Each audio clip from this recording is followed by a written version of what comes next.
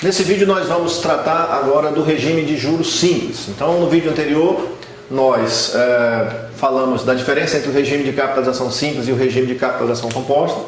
E nesse vídeo vamos nos ater somente ao regime de juros simples ou de capitalização simples.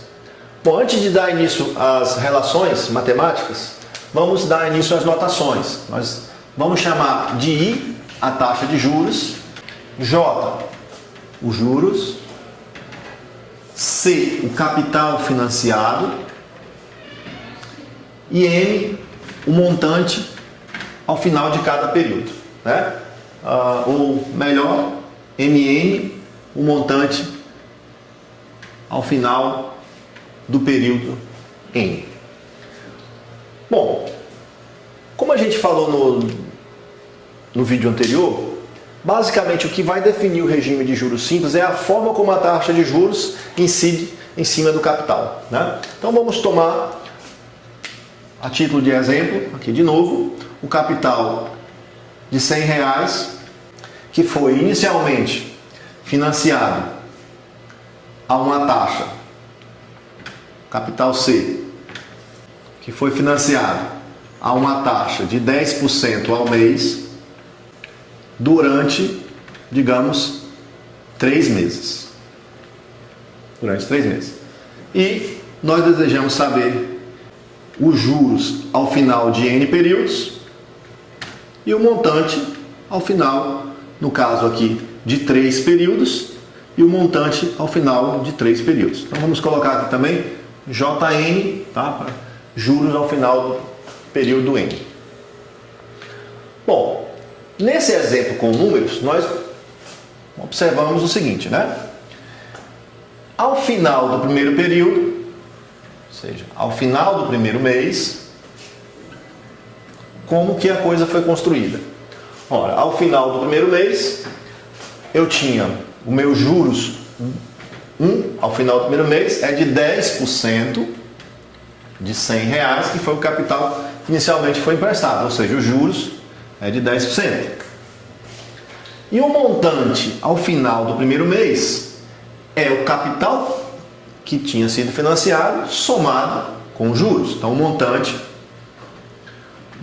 é de R$100 mais 10, ou seja, 110. Bom, ao final do segundo mês, final do segundo período, importante salientar aqui que nós estamos trabalhando com uma taxa que está numa unidade de tempo mês e estamos pedindo as relações em meses. É sempre importante que os dois estejam na mesma unidade, tá? Isso tanto no regime de juros simples como no regime de juro composto. Então, os juros ao final do segundo mês será 10%, no caso do regime de juros simples, sempre em cima do capital inicial, ou seja, 10% de 100 que continua sendo 10. Então, os juros não vai mudar, né? Essa é a conclusão que o valor dos juros ao final de cada período é sempre uma constante. Mas o montante não, o montante já fica o montante anterior, 110, somado com os juros desse período, ou seja, R$120 é o montante desta transação ao final do segundo período. E finalmente, ao final do terceiro mês, quanto que se deve, né, ou quais serão os valores desses dois elementos, dos juros e do montante. Os juros ao final do terceiro mês será de 10% de 100, que é 10, né? O que a gente observa, né? Que os juros ao final de cada período é sempre o mesmo valor, é um valor constante. Por quê? Porque ele incide sempre, embora a taxa de juros seja também sempre a mesma, o fato é que ela incide sempre em cima do mesmo valor, sempre em cima do 100, que é o capital que inicialmente foi tomado emprestado. Agora, o montante não, né? O montante ao final do terceiro mês é o montante anterior, que era de 120, somado com 10, ou seja, 130. Então, isso que caracteriza o regime de juros simples, né? A taxa de juros, ela incide sempre em cima do capital que inicialmente foi tomado emprestado. Nosso objetivo agora é deduzir as relações matemáticas para esse sistema, né? Claro que nós poderíamos resolver todas as questões intuitivamente, né, recursivamente, como nós fizemos aqui. Mas qual é o objetivo de nós deduzirmos, por exemplo, uma forma para os juros, uma forma para o montante? Né? De fato, quando você tem uma fórmula que resolve, né, determinado problema, você pode, por exemplo, hoje, programar essa fórmula no computador e obter respostas mais rápidas para o desenvolvimento de algum problema do que se você fosse fazer recursivamente. Então, a dedução de uma fórmula matemática, ela não é algo que não tem sua importância, tá certo? Tem muita importância, porque ao deduzir essa fórmula, eu programo essa fórmula até mesmo numa planilha de Excel ou em um programa específico e eu começo a dar agilidade para esse problema do ponto de vista mesmo de ganhar tempo, tá certo? Na resolução deles. Então, o objetivo agora, né, nesse segundo momento, é a gente entender as relações matemáticas. Ou seja, como que intuitivamente a fórmula dos juros e do montante serão construídas. Então vamos começar da seguinte maneira. Período é N. Período é N. Período 1.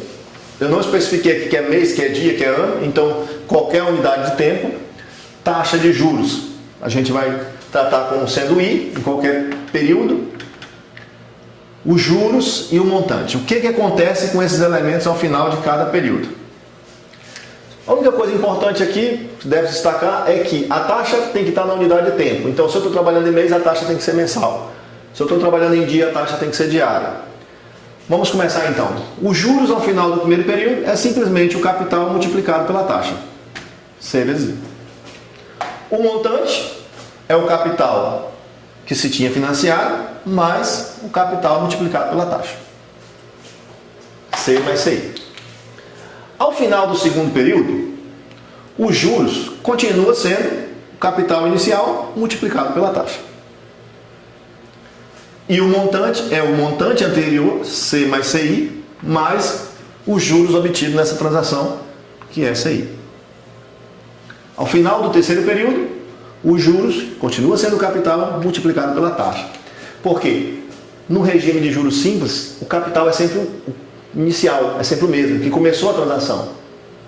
E a taxa, nesse caso, nós estamos trabalhando com taxa fixa de juros, né, não com taxas variáveis, também é sempre a mesma. Agora observe que o montante é sempre o montante anterior, C mais CI mais CI, mais os juros cobrados anteriormente. Então, se eu vou dessa maneira até um período, digamos aqui, N, o que acontece? Nesse período N, os juros continuam sendo CI. Porque o juro é constante, é um valor constante a cada período, ao final de cada período. Agora, o montante nesse período, ele será o capital inicialmente emprestado, mais os juros ao final do primeiro período, mais os juros ao final do segundo, mais os juros ao final do terceiro, mais, tantas vezes sejam necessários, os juros ao final do período N. Bom, o que a gente observa aqui com a construção do montante, né? O montante, no primeiro momento, é o capital mais CI.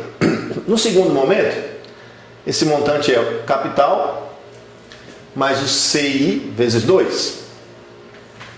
No terceiro momento, capital mais CI vezes 3. Então, 3 vezes esse valor. E no último momento, você pode dizer que é o capital mais CI vezes quantas vezes nós somamos esse CI?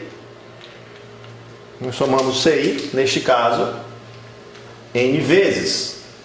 N vezes. Logo, aqui o resultado é CI vezes N.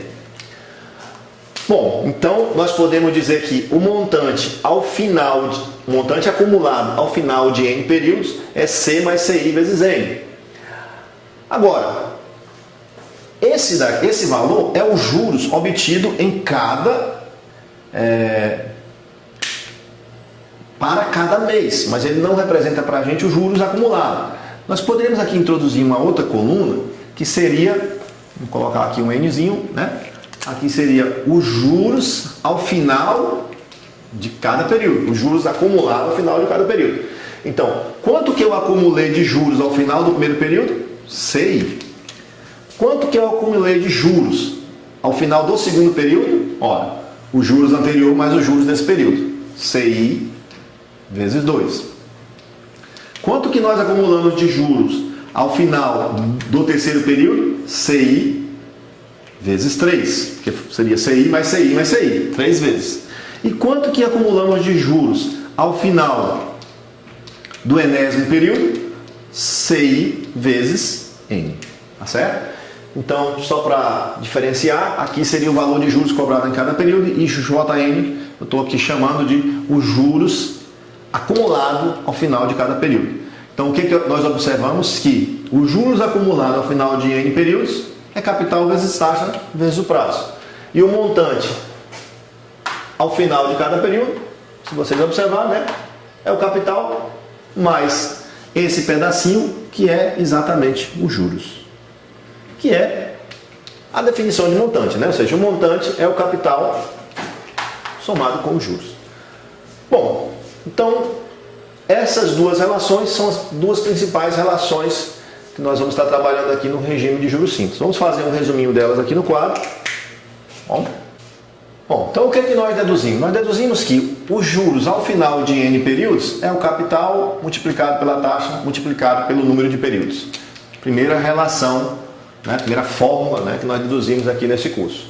E o montante ao final de N períodos é o capital mais os juros.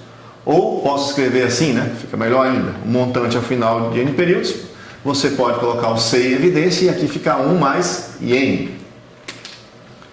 Então, nós temos uma relação tanto para os juros acumulados ao final de N períodos, como para o montante acumulado ao final de N períodos.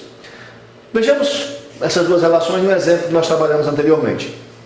Anteriormente, nós tomamos R$100, vamos lá, a uma taxa de juros de 10%, e o nosso prazo era de 3 meses, e o nosso interesse era saber quanto que eram os juros ao final de 3 meses, e quanto que era o montante ao final de 3 meses. Bom, vamos trabalhar então agora diretamente com as fórmulas, né?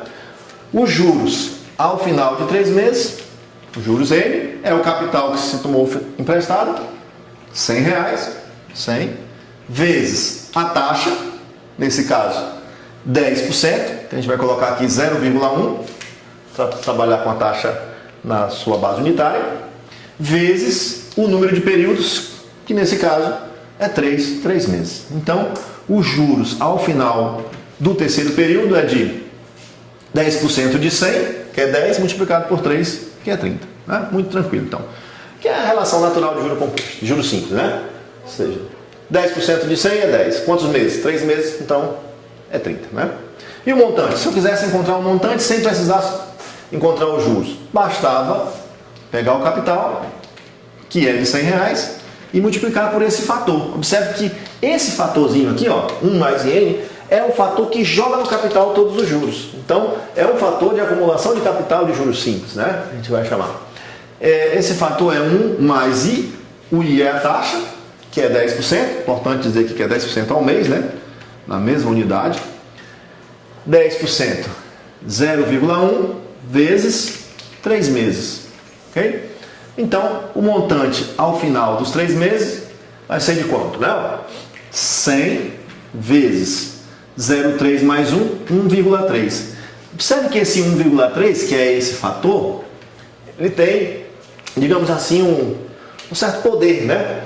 Esse número, ele, quando multiplicado pelo capital, ele joga no capital todos os juros, ele embute no capital todos os juros no regime de juros simples. Então, o montante ao final dos 3 meses é de R$130, tá bom?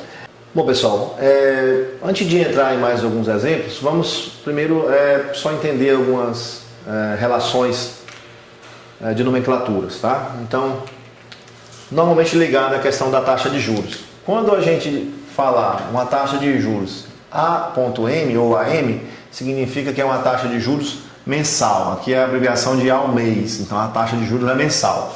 Quando eu colocar AB, é uma taxa de juros ao bimestre, então a taxa de juros bimestral. Ou AT ao trimestre, AS ao semestre, ou seja, é bem intuitivo isso aqui, né? As nomenclaturas são bem ligadas às palavras diretas que ela representa. E a outra que é talvez mais utilizada, na verdade, é a A e a M. A é ao ano e a AM ao mês. Mas também ainda pode ter a taxa AD, que seria ao dia. Então são nomenclaturas que são utilizadas em alguns problemas de matemática financeira, mas que vocês devem se familiarizar, tá?